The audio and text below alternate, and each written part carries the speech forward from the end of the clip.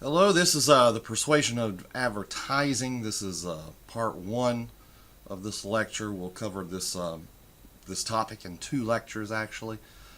So we're moving forward. We're just talking about advertising now.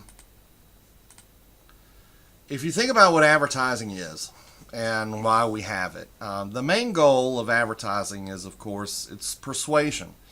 Is to persuade a consumer to buy a product, and in particular to buy one company's product over a competitor's product, right? So I'm trying to get you to buy my product, and to make a choice of that product over my competitor. So how do we do this? We want to create product recognition.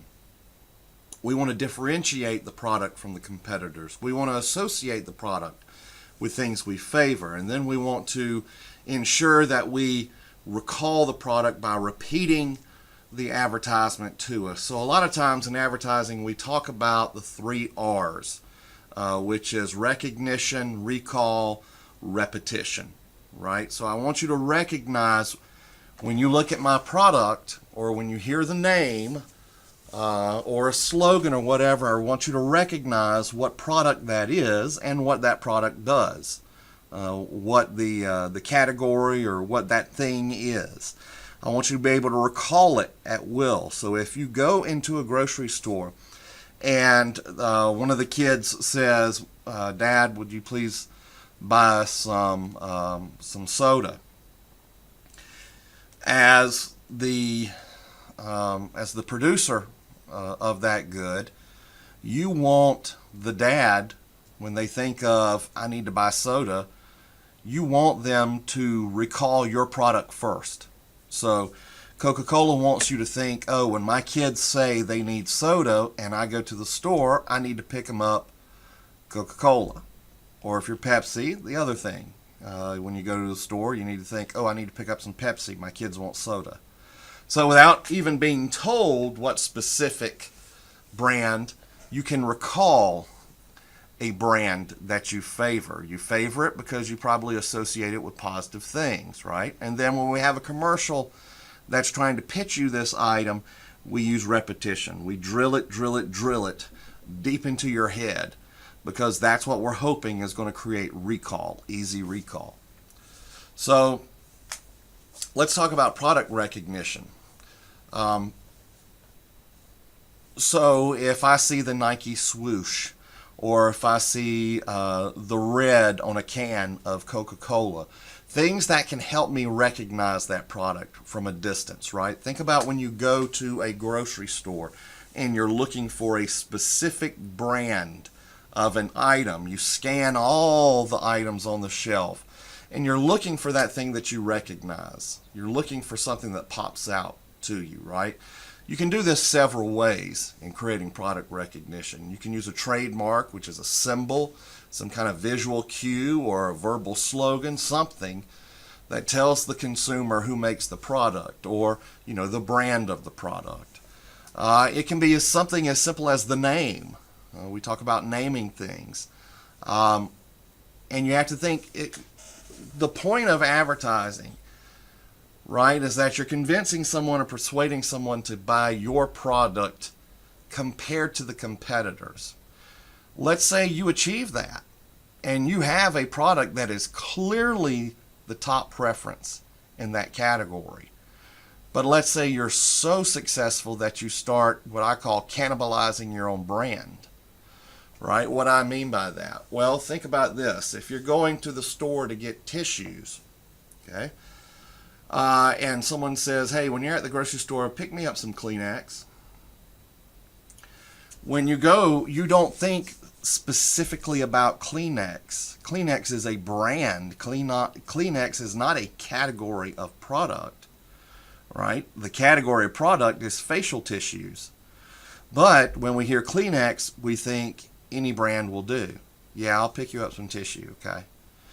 TiVo used to have this problem when it was first coming out as a digital video recorder. Now digital video recorders are very popular. Almost any kind of receiver, satellite or cable, whatever you have, comes with a digital video recorder built into it. When TiVo first hit the market, they were the only ones doing that. And so it became so popular, so overwhelming, that people started using the word TiVo as a substitute for the act of recording. In other words, a show would come on. Are you going to TiVo that? I don't know. Why don't you TiVo that and we'll watch it later? Or what did you put on the TiVo last night? Okay, but people started talking about it as TiVo, even if the brand was not TiVo, even if it was some competitor's DVR. Q-tip the same way. A cotton swab we don't think of. We think of everything as a Q-tip. So when I say, hey, pick me up some Q-tips, am I upset if they're not really Q-tip brand? Not really. I just wanted a cotton swab, but we don't call it that. So even in advertising, when you reach the top of your game, you still have to figure out a way to keep differentiating your product. Because maybe your product has gotten so popular that it's come to mean all of the products in that category. Which, if you think about it, is great, but it doesn't really help you outperform a competitor. When we look at branding and brands and how important they are, and this visual or name component, how important that is. There's recent studies that find that children as early as 2 years old can recognize brands. So it's very important, because what we want as a producer is we want brand loyalty. We want you to buy our brand and only our brand, and we want you to continue buying our brand for the remainder of your life, right? So the fact that I can get a 2-year-old to recognize my brand is even better. I can start them off early in life. Pardon me. Early in life, thinking about that product. I remember we grew up, in a rural area in the country. I can remember going to my grandfather's house. My parents didn't really buy soda, but my grandfather liked having Coca-Cola. And I can remember special treats going to see my grandfather and being able to get a glass of Coca-Cola and drink it while I was watching him. And that pretty much made me brand loyal. I typically choose Coke over Pepsi. That's just something that's been ingrained with me, and especially being a Georgia boy, and Coke being an Atlanta product. There's just things that make you loyal. But these companies, they certainly want to try to grab you at a young age. So that means you got to have a name, and the name's got to make sense, and the name has to work for you. So a lot of times when people come up with a product, they come up with it, and the naming part is very important. Phonologics is the art of pairing an agreeable name with an object. And so what happens when it goes wrong? If you think about your product, and let's think of highly popular products, Coca-Cola, Nike, okay?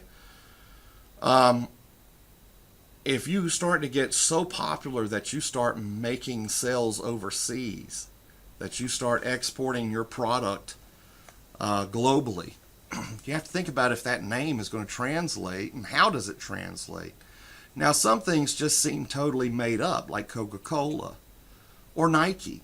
There's no other word in the English language for Coca-Cola, right? It doesn't. Coca-Cola only represents one thing in America where it was created, and so people are not going to hear here. They're not going to hear in the United States Coca-Cola and possibly think of anything else. So you can try to put that brand over on other places. Now there's some kind of urban legends that Coca-Cola in one Chinese dialect or Asian dialect means a taxidermied horse, a horse stuffed with wax. And I don't know if that's true or not, but phonetically they say that's what Coca-Cola means in one language.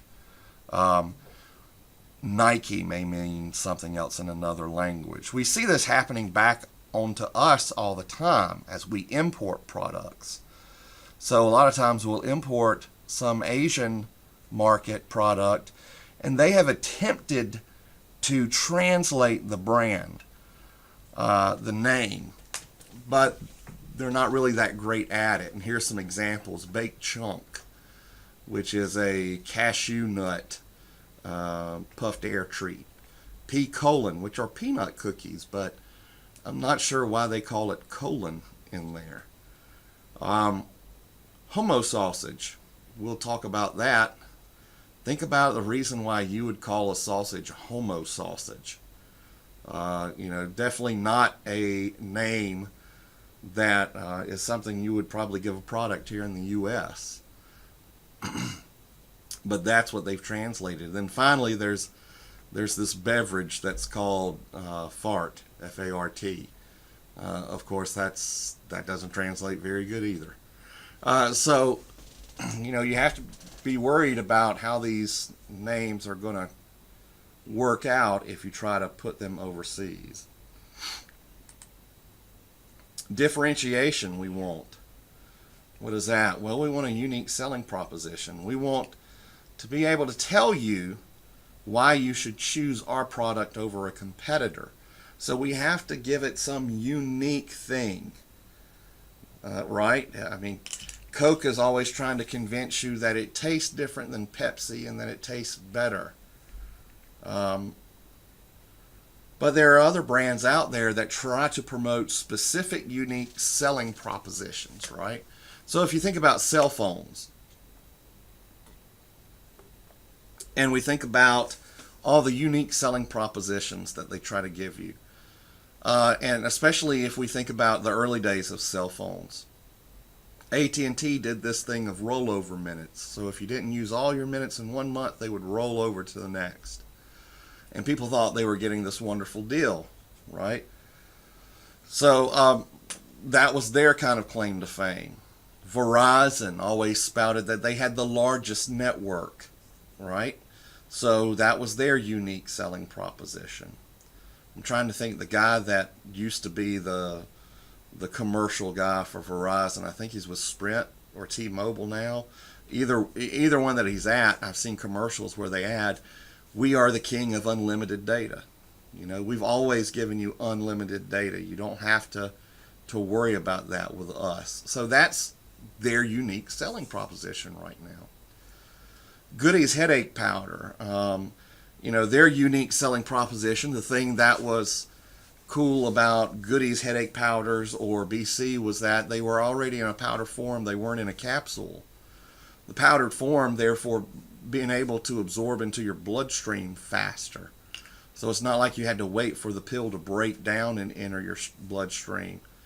You mix the goodies with some water, you down it, and it pretty much instantly gets absorbed, or starts absorbing at least.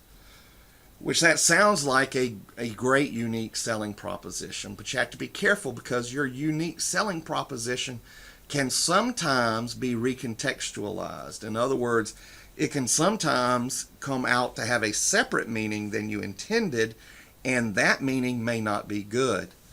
For example, yes, Goody's headache powder is in a powdered form, and when mixed with water and ingested, it absorbs very quickly. The powder absorbs very quickly. The problem is that the powder also absorbs into other places way too quickly. And it's a headache medicine. It's an aspirin-based medicine. And aspirin, if you know anything about the chemistry of it, is very irritating. It is very, I'm trying to think of the word. It's acidic. It can erode things very quickly. It's caustic. So what does that mean? Well, one thing that was happening was that people in emergency rooms and physicians started seeing a lot of people coming in with ulcers. They saw the rate of ulcers and esophagus rise. And through getting medical histories and figuring out, what they came to find out was that a lot of these people were long distance drivers, guys who had trucks that delivered stuff, 18-wheeler drivers, things like that. And they wouldn't stop and, mix their powder with the water correct way and take time to do that. They'd rather just continue driving. And so they would buy Goody's headache powder so that they could just swallow it straight. And so what they came to find out was that this headache powder was eroding the lining of these drivers' esophagus. That they were just shooting the powder down straight and saying that it worked. The powder absorbed quickly into their bloodstream, and they felt like their headache went away quickly. The only problem was that quick absorption was also creating those ulcers. And because aspirin's so caustic, so acidic, it was burning holes literally in there. So you think, that was their unique selling proposition, but if you don't use the product correctly, your unique selling proposition can sometimes hurt your business. Participation is something that's big in advertising. What do I mean by that? Participation is the act of you trying to involve the audience in the meaning making of the ad. Right? So you involve the audience in the creation of the ad's meaning. Therefore, the advertiser can increase the likelihood that we will identify with the experience portrayed in the ad, that we'll be able to recall and recognize the product more because we had to think about that ad when it came on. We are so barraged with advertising these days that anything that makes an ad stand out is viewed as positive. Right? So, this is why people will use humor. It's why people will use sex, use all these things to try to get you to pay attention. In fact, there's a colleague of mine that was doing research at one time about how advertisers would increase volume and how Congress had to get involved to tell advertisers stop doing that, stop manipulating people by changing what they want to hear from the television. This participation, that helps us to recall and recognize, because we have had an opportunity to disentangle meaning in that ad. It captures our attention. It gives us focus. It makes us stop and think for a second. And that's what advertisers want. So how do they do this? Well, they can use double entendre or questionable grammatical construction to build new meaning. And I'll show you some videos in class about Calvin Klein. Know what comes between me and my Calvin Klein jeans? Nothing. And what that actually means. Or Sara Lee's campaign, which was nobody doesn't like Sara Lee. It's a double negative. Nobody does not. Nobody doesn't. And so that just kind of makes you think, well, if nobody doesn't like, that means everybody likes. And so just in the creation thereof, of making you stop and think a minute about what it's saying, the hope was that people would remember Sara Lee products better. Humor. Whenever we can get people laughing about a commercial and then saying to their friend when a commercial comes on, oh, look, you got to watch this. It's so funny. This is hilarious. That allows a viewer to participate. Sometimes you misdirect the audience, and that's what a lot of times a good humorous ad can do. It can get you thinking one way, and then it flips the script and shows you something else, and it gets a reaction from you, a humorous reaction.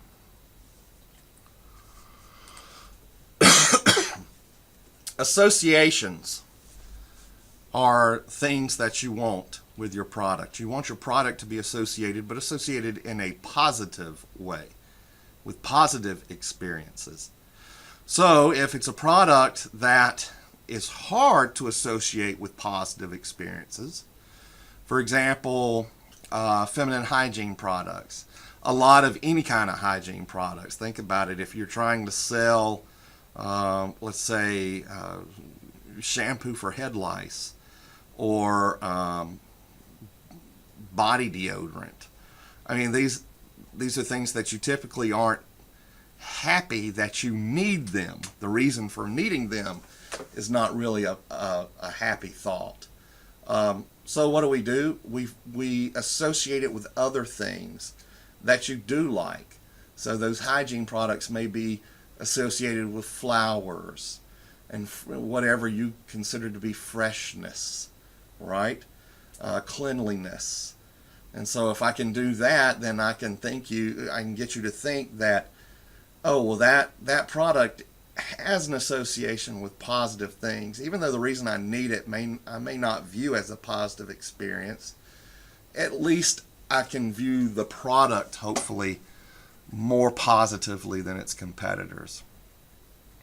So we think about the old Mentos ads. I'll show you some of those and how, those were always made to make you think, oh, if I have a Mento, whatever problem I'm going through, I can think of a quick solution.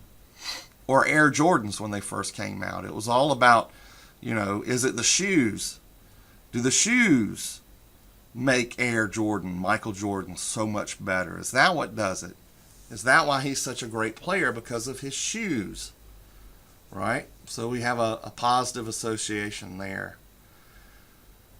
We talked about Michael Jordan, I want to be like Mike, was a popular campaign. You want to associate it with celebrities and authority figures that are viewed as credible and elite, even almost. So Michael Jordan, yeah. Alex Trebek from Jeopardy always does these commercials geared towards older people. Why? Because they trust him as an authority. You think about Tom Selleck selling these reverse mortgages on air now. Well, people have come to view Tom Selleck as a credible guy.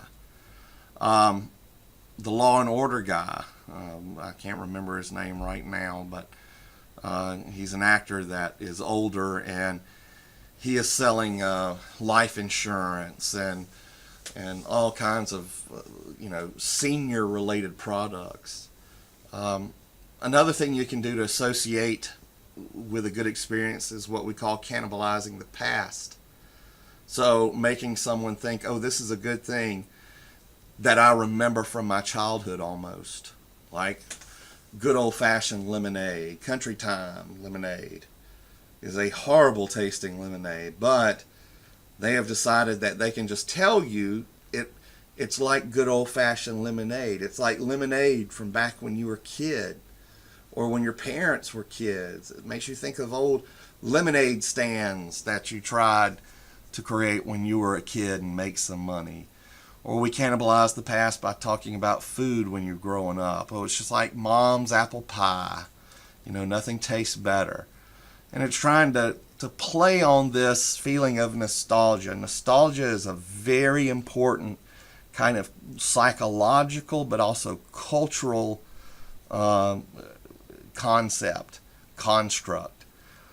We tend, when we look back at our lives, to think about the positive things over the negative things. The positive things usually outweigh the negative stuff from our past, and we don't want to remember the negative stuff. We want to remember the positive stuff. So nostalgia kicks in, and you have this desire to recapture the favorite things about your past.